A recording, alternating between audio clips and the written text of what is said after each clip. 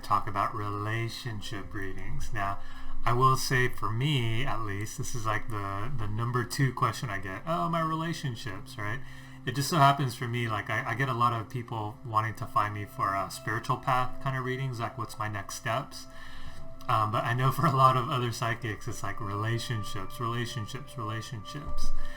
And so here's how to read a relationship. Basically, you'll create a rose for person A, the person you're actually reading, right? And then you'll have a second rose show up for person B. So I don't have... Here you go. Person A, person B.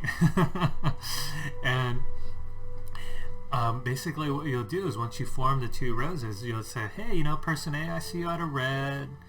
Your butt is really open. Person B, I see is a pink. And looks like that person's butt is more closed than yours, right? So if you compare them side by side, right? So they just seeing them side by side gives you clues, right? And then the other thing you start to look for is like, are the roses moving closer together? Are they moving further apart? Is one taller than the other, right? One's more below.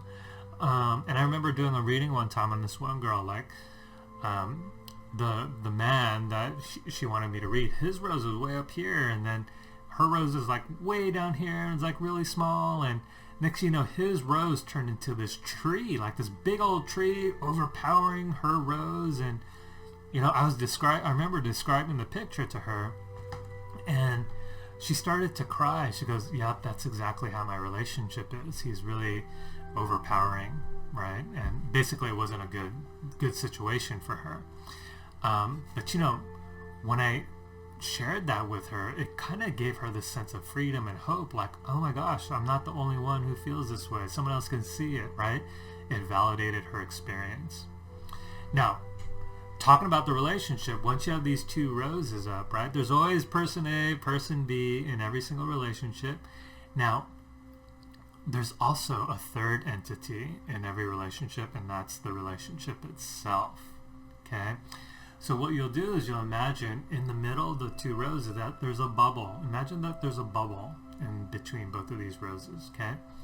And what you'll do is you'll invite some of person A's energy into the bubble, some of person B's energy into the bubble, okay?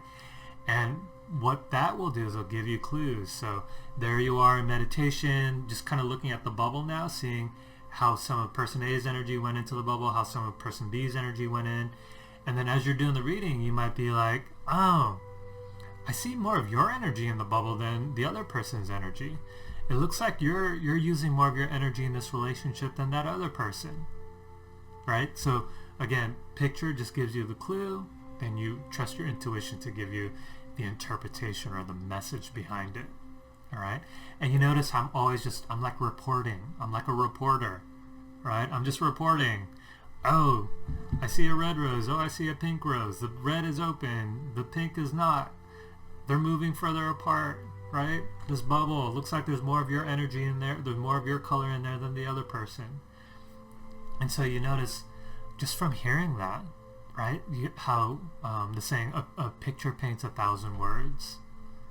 Does that make sense? So always report the picture, be that reporter, and then give your interpretation of it. Okay, so always start with the picture. What do you see? Then give your interpretation. Sometimes it's easy to be like, oh, I see you all moving apart, right? Versus, I saw your rose and I saw his rose. They started off like really close together, like an inch or 2 apart, and slowly but surely they're moving apart, right? So you see how that's different. Always paint the picture. Okay. So anyway, that's relationship readings. In the next video, I'm going to lead you through a meditation on how to do a relationship reading. So think of a relationship you want to look at next, and I'll see you in the next video.